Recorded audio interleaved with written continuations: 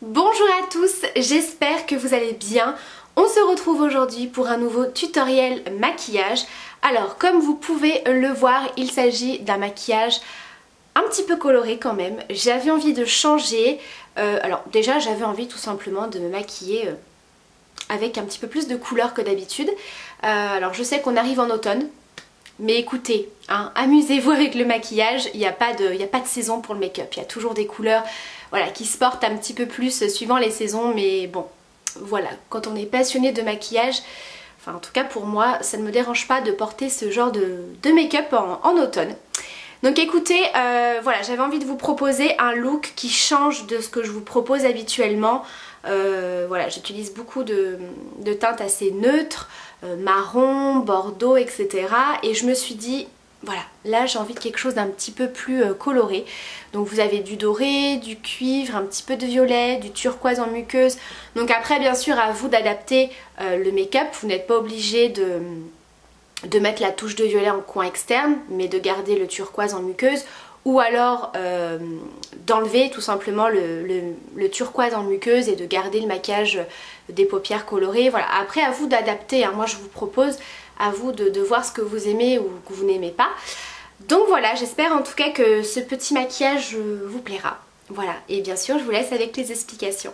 C'est parti pour commencer ce petit maquillage coloré. Je vais tout d'abord prendre ma palette de chez Sergio Alvarez, donc c'est la How To 2, voilà, qui se présente comme ceci.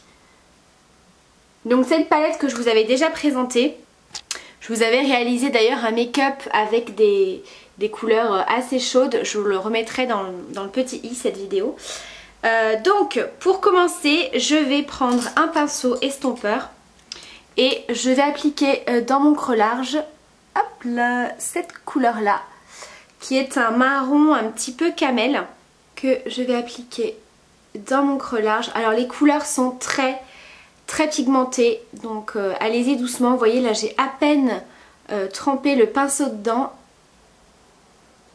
Donc vraiment cette palette est très bien pigmentée, que ce soit les fards mat, irisés, etc. Les fards irisés ont une texture un petit peu crème. Donc j'aime beaucoup ces fards là parce que vraiment la pigmentation est top. Puis vous voyez, il s'estompe super bien. Ensuite, je vais prendre une petite palette de chez Sephora. Alors peu importe la palette, en fait, il me fallait un fard doré très clair. Donc celui de cette palette là est très bien. Alors il est très pigmenté, c'est la palette Intense Coffee Collection. Alors je vous remettrai les références en barre d'infos. Les fards sont très jolis, très pigmentés. Par contre je trouve que les fards irisés comme ça, qui sont un petit peu plus poudreux, ils ont du mal à accrocher sur le pinceau. Donc ce que je vais faire, c'est que je vais en prélever au doigt directement. Et je viens à l'appliquer sur le début de la paupière mobile. Alors ce que vous pouvez faire si vos fards sont pas très pigmentés, que vous prenez des fards un petit peu colorés comme on va faire aujourd'hui. Aujourd'hui j'avais pas trop le temps, mais vous pouvez appliquer un crayon jumbo blanc, une base blanche, et ça va vraiment faire popper vos couleurs. J'en mets également dans le coin interne comme petite touche lumière. Hop.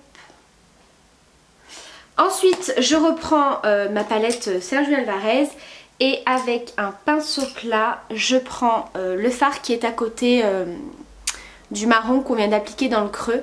Donc c'est un doré qui tire un petit peu plus sur le cuivré. Et donc là je l'applique sur le centre de la paupière mobile et je viens tapoter un petit peu par dessus le doré clair qu'on vient d'appliquer pour faire la transition, qui n'est pas une démarcation trop nette.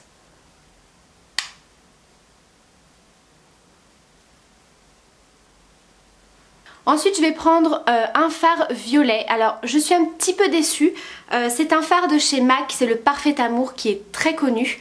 Je suis un petit peu déçue dans le sens, alors peut-être que c'est parce que ça fait quelques années que j'ai ce fard, mais je le trouve pas tellement pigmenté. J'ai pas le souvenir qu'il était pas autant pigmenté quand je l'ai acheté. Vous voyez ce que je veux dire? Alors je sais pas si c'est parce que voilà, ça fait maintenant quelques années que j'ai ce fard qu'il a perdu un petit peu d'intensité, je ne sais pas. mais je trouve qu'il faut que j'en mette pas mal. Donc je vais le mettre dans le coin externe. Vous voyez, je ne sais pas si vous vous rendez compte en caméra, mais la pigmentation n'est pas extraordinaire. Donc voilà, j'en applique grossièrement dans le coin externe. Je reprends mon pinceau estompeur et je viens flouter. Donc là vous voyez, on a perdu quasiment toute l'intensité. Donc c'est pas grave, ça me sert plus de base, vous voyez, voilà, de petite base. Et ensuite j'en réapplique un petit peu plus proprement cette fois-ci en tapotant. Et j'en réapplique jusqu'à ce que j'ai l'intensité que je veux. Mais ouais, je sais pas pourquoi, j'ai l'impression qu'il est moins pigmenté que quand je l'ai acheté. Je vais appliquer en muqueuse un crayon bleu turquoise. Donc moi je vais utiliser une ombre Life Proof de chez Yves Rocher. Donc c'est des ombres à paupières comme ça en stick crayon jumbo qui sont waterproof. Donc je trouve que ça tient relativement bien en muqueuse. C'est pas la tenue la plus extraordinaire que j'ai pu tester en termes de crayons en muqueuse, des crayons colorés, mais ils sont pas mal du tout.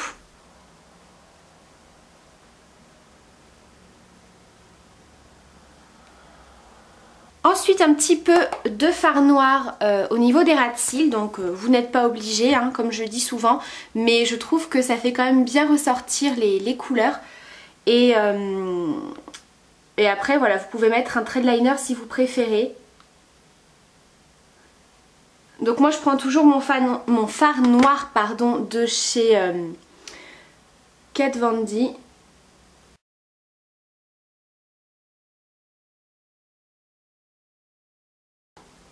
Je vous avoue que ça fait assez bizarre de me maquiller comme ça. Ça fait vraiment un petit temps que j'ai pas porté de couleur. Pourtant l'été est passé et habituellement j'aime bien faire des make-up un petit peu plus colorés. Voilà, ensuite je vais appliquer mon mascara. Alors avant je vais appliquer une base. Voilà, il faut que je termine cette base parce qu'elle commence un petit peu à devenir un peu pâteuse. C'est une base de mascara de chez Givenchy, c'est la Perfecto. Vous pouvez prendre n'importe quelle autre base blanche comme ça. J'en ai déjà testé plusieurs des bases blanches. Donc celle de chez Givenchy est bien sûr assez chère. Mais clairement, alors elle est très très bien, mais disons que par rapport à une base blanche, par exemple celle de chez L'Oréal, je vois pas tellement de différence. Donc voilà, si vous voulez une bonne base de mascara, une base blanche comme ça, clairement vous n'avez pas besoin de mettre très très cher. Après c'est quelque chose que je fais pas tout le temps, je le fais pas à chaque fois. Voilà, c'est pas un indispensable pour moi les bases de mascara, mais là il faut quand même que je termine. Donc en termes de mascara, j'utilise toujours mon nouveau mascara de chez Estée Lauder qu'ils m'ont envoyé il y a pas longtemps, le Somptuous Knock Note. Voilà, ce nom un petit peu particulier. Voilà, je vous mets les références en barre d'infos, il est très très bien. Voilà, je vous avais dit que c'était une brosse comme ça en picot, en silicone, qui attrape vraiment bien les cils, qui est assez petite, donc pour attraper les petits cils du coin interne c'est parfait. Et c'est un mascara que j'aime beaucoup, il fait pas de paquet, il sépare très bien les cils. C'est pas un mascara qui apporte beaucoup de volume. Donc c'est pour ça que je voulais le tester avec une base de mascara. Voilà, sinon il est très très bien, il ne coule pas la journée, il ne s'émiette pas. Donc ça c'est plutôt chouette. Voilà pour le maquillage des yeux, je vous ferai un petit zoom une fois le look terminé. On va terminer le teint ensemble puisque là j'ai simplement appliqué un petit peu de correcteur sur les rougeurs, de l'anti-cerne, et j'ai poudré mon teint avec un fond de teint poudre de chez Sephora. Je vous le présente en crash test dans le prochain vlog que vous verrez, puisque là vous verrez cette vidéo make-up avant, mais il y aura une vidéo vlog. Donc je vais venir faire mon contouring avec mon bronzer de chez Yves Rocher. J'avais envie d'un contouring un tout petit peu plus marqué que d'habitude, puisque d'habitude je fais quelque chose d'assez d'assez léger avec un pinceau poudre. Donc là je vais utiliser ce pinceau blush de chez Sephora que j'aime beaucoup également pour faire le contouring. Donc c'est un pinceau de la gamme Pro, vous savez que je les aime beaucoup. Sephora m'en avait envoyé quelques-uns il y a quelques mois maintenant et franchement ils ne bougent absolument pas. Ils sont toujours aussi doux, au lavage ça perd pas leur poil ni leur forme, donc très très bien. Donc celui-ci c'est le pinceau blush biseauté numéro 49. Donc là je vais prendre mon bronzer de chez Yves Rocher. Je prends d'abord la teinte la plus foncée et je viens d'abord creuser. Je viens d'abord creuser les joues comme ça.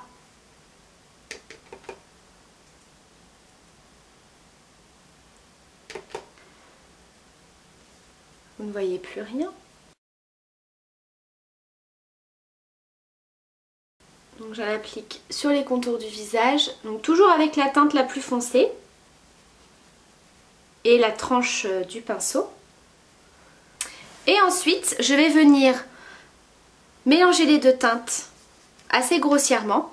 Je prends mon pinceau comme ceci. Et là, je viens flouter. Donc ça me permet d'avoir un contouring estompé et assez marqué. Vous voyez, pour creuser, vous mettez votre pinceau comme ça. Et pour flouter, fondre, hop, on le tourne. Bon, c'est pas moi qui ai inventé cette technique, hein, je vous rassure. Mais je trouve que c'est assez pratique. Que des fois, vous voyez, il n'y a pas forcément besoin d'avoir 36 pinceaux, spécial contouring, spécial truc, machin. Hop. Voilà, donc on a quelque chose d'assez marqué, pas trop net non plus, et de bien estompé. Donc ensuite on va passer, et je n'ai pas préparé mes produits, je suis à la bourre aujourd'hui, je vais aller chercher mon blush et l'highlighter. Pour le blush, je prends un petit blush de chez MAC, donc c'est le Melba. Hop, je vais prendre un petit pinceau duo fibre pour l'appliquer, parce qu'il est très pigmenté. Et j'aime beaucoup appliquer les blushs avec ce genre de pinceau. Ça applique bien la matière, enfin ça la diffuse bien, il n'y a pas trop besoin d'estomper par la suite. Et du coup ça dépose pas trop de matière, donc on peut vraiment bien doser. Ensuite highlighter, alors j'avais envie de tester encore avec vous ce produit là de chez Givenchy que j'ai reçu assez récemment. C'est le Teint Couture, le Radiant Drop, enlumineur 2 en 1. Alors je vous avais expliqué qu'on pouvait l'utiliser de plusieurs façons différentes. La première fois je vous l'avais présenté en tant que fard à paupières. Ça marche très très bien aussi. Ça apporte un petit glowy, un petit truc hyper léger qui ne file pas dans les plis, qui est absolument génial. Vous pouvez l'utiliser sur l'ensemble du visage. Alors c'est ce que j'ai fait dans ma dernière vidéo. J'avais utilisé une autre teinte mais j'avais appliqué sur l'ensemble du visage avant d'appliquer le fond de teint. On a vraiment un rendu hyper lumineux qui est vraiment très joli. Et on peut l'utiliser bien sûr en tant qu'highlighter directement sur le haut des pommettes. Donc moi c'est ce que je vais faire. Ici j'utilise la teinte numéro 2 qui est la Gold. Donc je vais vraiment pas en mettre beaucoup. Parce que je ne l'ai pas testé comme ça. Je voulais voir si ça déplaçait la matière, etc. Et c'est vrai que moi les highlighters liquides, c'est pas forcément ce que je préfère. Alors écoutez, je sais pas si on va voir en caméra, c'est très joli. Et étant donné que le produit est quand même très liquide, du coup ça sèche assez vite. Ça ne déplace pas la matière. Et ouais, ça sèche très très vite, on sent rien du tout. Donc tant mieux. De toute façon je vais appliquer l'highlighter poudre qui va avec par-dessus pour intensifier. C'est très joli, oh, j'aime beaucoup.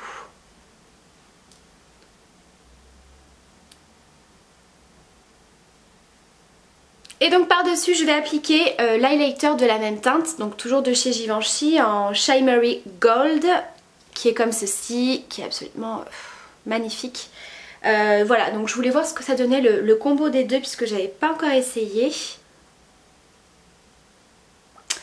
Effectivement, alors déjà que l'highlighter tout seul, l'highlighter poudre, est très pigmenté, mais effectivement avec l'highlighter liquide, bah forcément ça accentue beaucoup le rendu.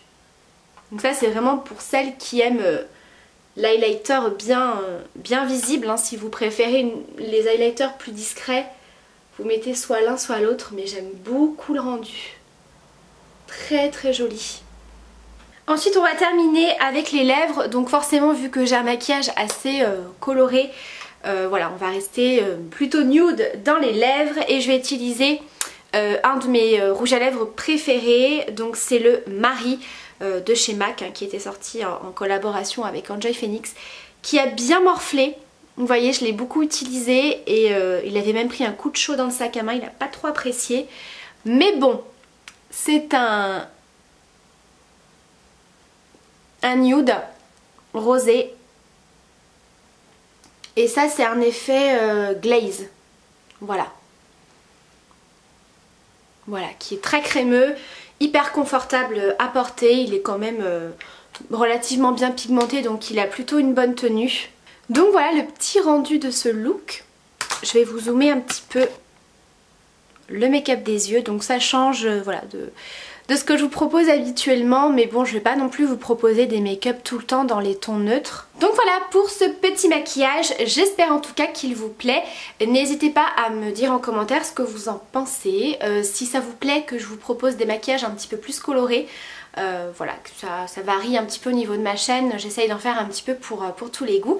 Voilà, donc je vous embrasse très très fort, prenez bien soin de vous et à très vite pour la prochaine vidéo. Bye!